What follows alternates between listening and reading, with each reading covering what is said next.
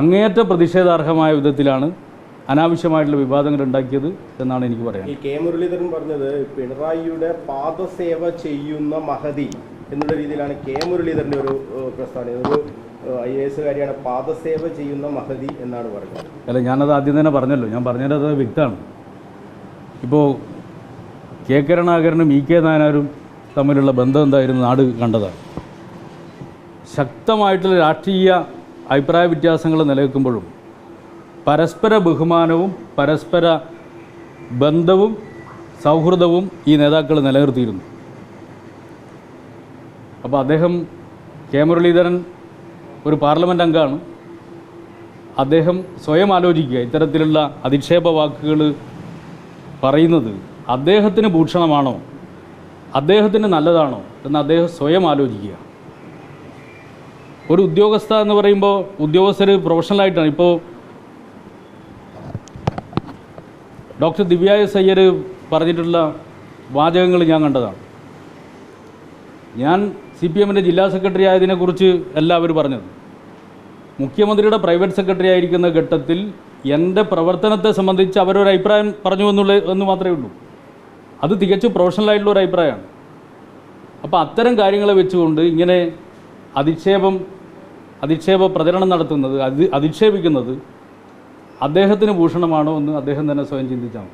ഈ സർവീസ് ചട്ടങ്ങൾക്കൊക്കെ അപ്പുറം അവരുടെ കുടുംബ പശ്ചാത്തലമായിരിക്കും കോൺഗ്രസ് നേതാക്കളെ കൊണ്ട് ഈ വിമർശനം ഉന്നയിക്കുന്നതിന് പ്രധാനപ്പെട്ട കാരണം. അല്ല, അതിൻ്റെ മേലെ ഞാൻ ഏതെങ്കിലും ഒരു കമൻറ്റ് പറയാൻ ആഗ്രഹിക്കുന്നില്ല. പക്ഷേ ഒരു കാര്യം നമ്മൾ മനസ്സിലാക്കണം, ജി കാർത്തികേയൻ എന്ന് പറയുന്ന നേതാവ് എല്ലാ രാഷ്ട്രീയക്കാരുമായി നല്ല സൗഹൃദം പുലർത്തിയ, നല്ല ബന്ധം പുലർത്തിയ ഒരു നേതാവായിരുന്നു എന്നുള്ളത് ഈ നാടിന് മുഴുവൻ അറിയുന്നതാണ്.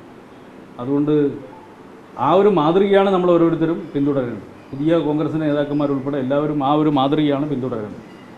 പിന്നെ മുഖ്യമന്ത്രിയെ സംബന്ധിച്ചിടത്തോളം എല്ലാ കാര്യങ്ങളും പ്രൊഫഷണലായിട്ടാണ് കൈകാര്യം ചെയ്തിരുന്നത്.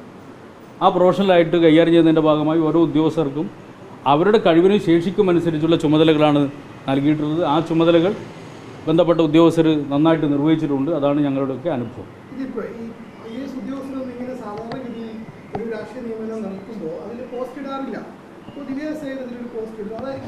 ഇത് രാഷ്ട്രീയ നിയമനത്തിൻ്റെ പോസ്റ്റ് അല്ലല്ലോ. അവർ പ്രവർത്തിക്കുന്ന സമയത്ത് പ്രൈവറ്റ് സെക്രട്ടറി എന്നുള്ള പറയുന്നത് ഒരു പ്രൊഫഷണലാണ്. ആ പ്രൊഫഷണലെ കുറിച്ച് മറ്റൊരു പ്രൊഫഷണൽ അഭിപ്രായം രേഖപ്പെടുത്തി. അല്ലാതെ CPM-ൻ്റെ ജില്ലാ സെക്രട്ടറി ആയതുകൊണ്ട് അഭിവാദ്യങ്ങളെന്നല്ലല്ലോ അവർ പോസ്റ്റ് ഇട്ടത്.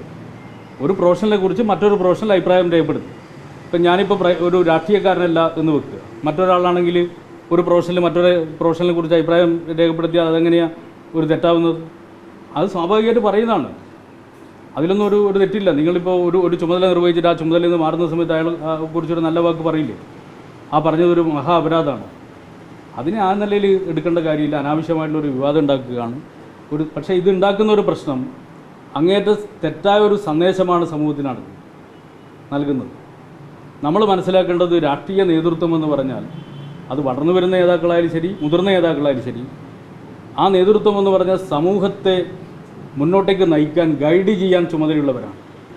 ആ ഗൈഡ് ചെയ്യാൻ ചുമതലയുള്ളവർ വിദ്വേഷ പ്രചരണം നടത്താൻ പാടില്ല. അത് തെറ്റാണ്.